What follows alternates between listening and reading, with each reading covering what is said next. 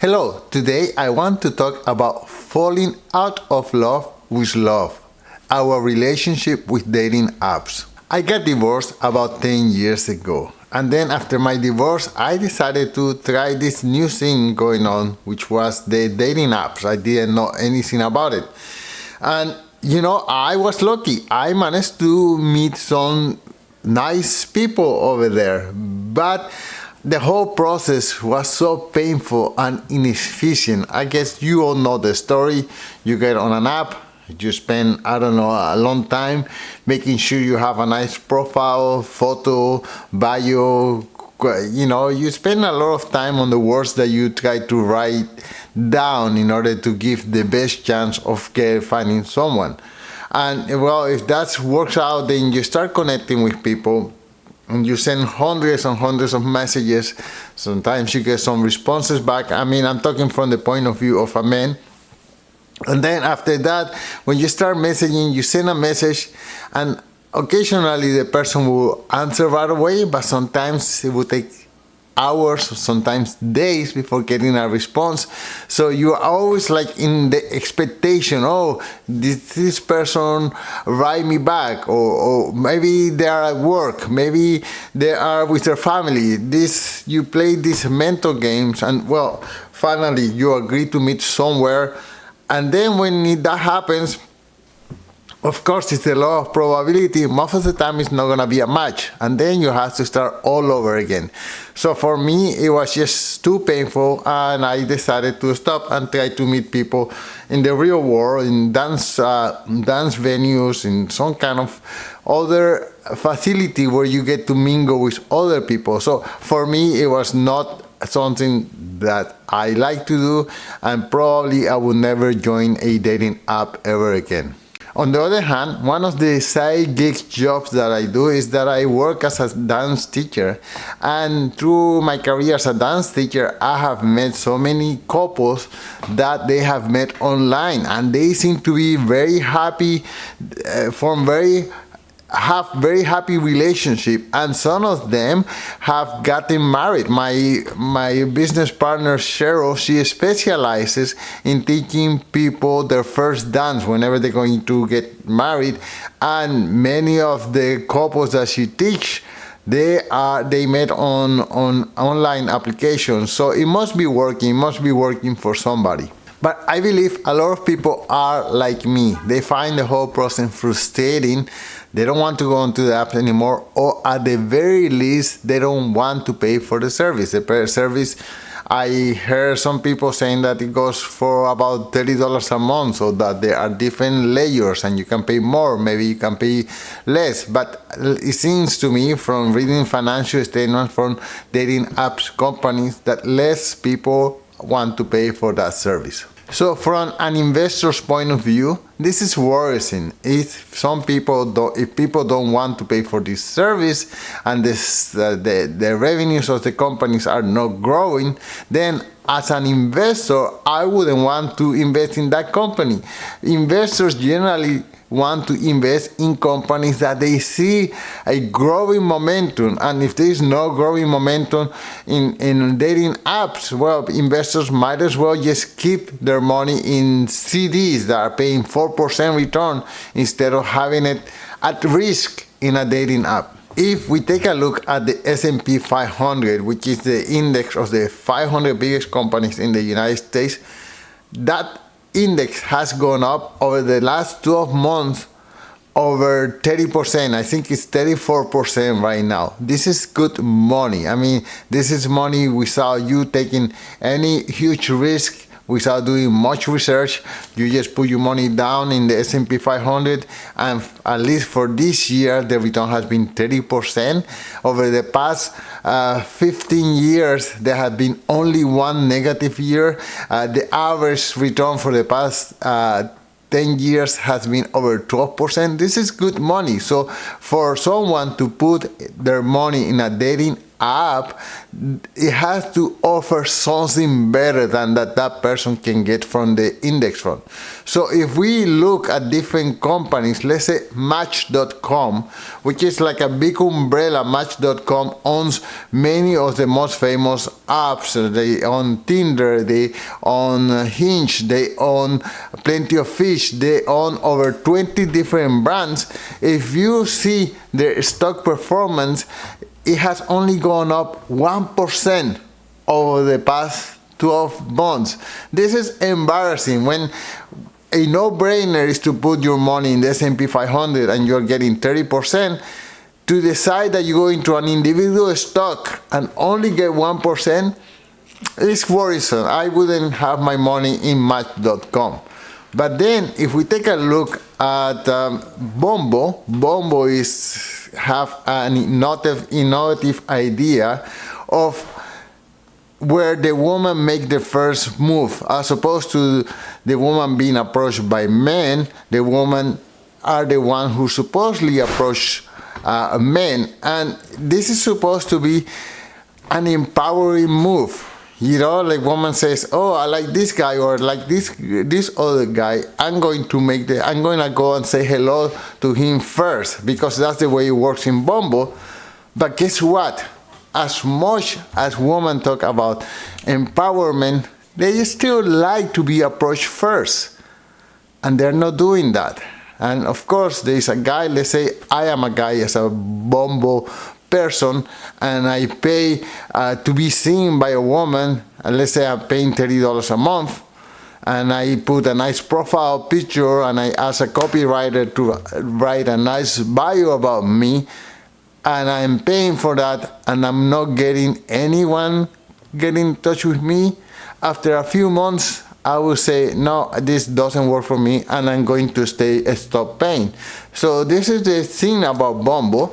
And then Bumble, the stock price over the past 12 months has gone down, 54%. So this is quite bad. As an investor, you don't want to be there. And then there is this other app called Grind, and this one is specifically geared towards gay or bisexual men, and that one seems to be doing well. This one has gone up 100%. And my theory is that the relationship between men and women are different than the relationship between gay men. Okay, as a gay man, what I hear is that they pay for the app, they get in touch with somebody who wants to hook up, who wants to have sex.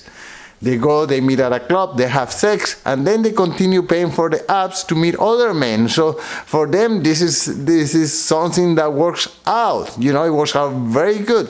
While in Bumble, I pay for the app and I just wait and I see no results.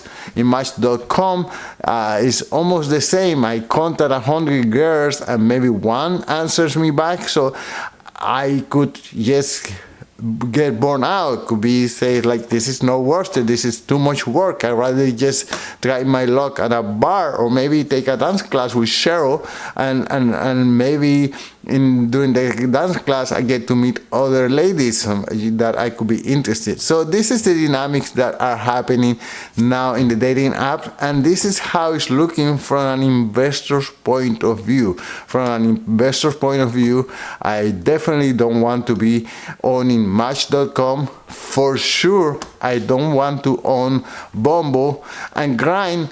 I think there's some potential there from an investor's point of view. They are very successful. I'm predicting that maybe by next year they're gonna have some competition, but as an investor, as a person who's not gay, I kind of feel a little bit uncomfortable with it. I mean, I should separate my investor brain from my principles or my moral brain, but you know, this is how I'm seeing the whole picture from an investor's point of view. Now, I also think that there is a conflict of interest between the interest of the client and the interest of the dating apps. Okay, so what's happened is, me as a client, let's say I want to find the love of my life in one of these apps. Okay, so I just want to find someone to love, someone who loves me back, and I want to get off the app. But from the app's point of view, they make money when I stay there. So they make money if I don't find a match. If I find a match a few days after I subscribe, then I'm gone. I'm not paying them any more money. But if I don't find a match, and I am fed with the illusion that I can find someone in this app, then I continue paying. So from the app's point of view, they don't want me to find a match. They want me to continue paying. And of course, this is a little of a conflict of interest, or we have misaligned interests. Now, the new demographic coming into the dating scene is Generation Z, which is the cohort of people between 17 and 27 years old. Okay, so but guess what? This generation seems to be the generation in history that seems to be the less interested in dating. So they have other interests, and dating is just not one of them. And in addition to that, we have to give it to them. We are going to, in spite of the economy is doing well overall, there's a housing crisis, and to have your own apartment, it is expensive nowadays. So many of the Generation Z, they are still living in their parents' basements or with their parents, whatever, maybe in other basements. And it's kind of embarrassing for a man to take a date to their mother's house. It's just maybe they are waiting until they get their own apartment. But with the rents or real estate prices as high as they are, maybe that will take a while. Or maybe they are overworked. Maybe they finish their 9 to 5 in an office, let's say, I don't know, doing marketing, and then they have to go and work at a couple of extra hours doing Uber at night because they need the extra money in order to keep up with the cost of living. So whatever it is, the cost of housing, the cost of things in general, this inflation is keeping this generation set a little bit on the concern side about the economics.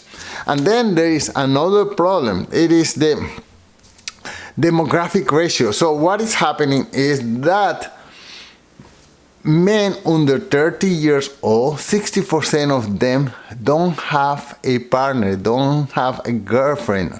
Wow. And then also women under 60, 70% of women under 60 of older, they also don't have a partner. So what that means is that women under 30 are dating guys over 30, and they seem to be making a good match, but everybody else is just left out. So my conclusion is that investing in dating apps right now is just not the best thing that you can do with the money.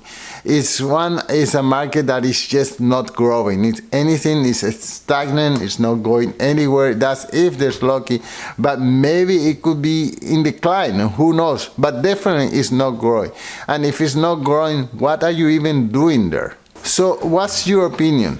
Will you pay for a dating app? Will you invest in a dating app? Let me know in the comments. Now, I asked some members of my community what are the experience with dating apps. My friend Natalia, she told me that she paid for about 1 year, and then she found someone outside of the dating apps, and then since then she's not in the dating apps anymore. My other friend Lindsay, she's a beautiful young woman, and she told me she had never paid for a dating app, and she has been able to meet some very nice, cool people in there. My friend Lilian, she paid for a dating app for about 1 month, and then after that she just didn't see any big difference between paying or not paying. She was getting about the same amount of people getting in touch with her, because that's how it works. Men get in touch with the ladies. And so she just stopped paying. She just didn't find her Romeo right away. And she just waited until she found the right person. My friend Jenny, she always used the free version. She never paid, but she says that she found a constant pressure to sign up for one of the paying services, and eventually she deleted the app. But even after she deleted the app, she started getting prompts to get back in the app and of course to pay for the service. My friend Jonathan, who, by the way, he found a very fantastic partner. I know both of them. His strategy was to go into a dating app, pay for the service, the highest priority service, stay there for 1 month more or less, then cancel that dating app and go to another one, once again pay for the highest service that they have, and get in touch with people that way, so on and so forth. So he did that through several cycles until he found the person who seems to be the love of his life. I mean, she's a wonderful person and he seems to be happy with the result, but it took him a lot of time, effort, and a little bit of money. But I think he is one of those happy ending stories.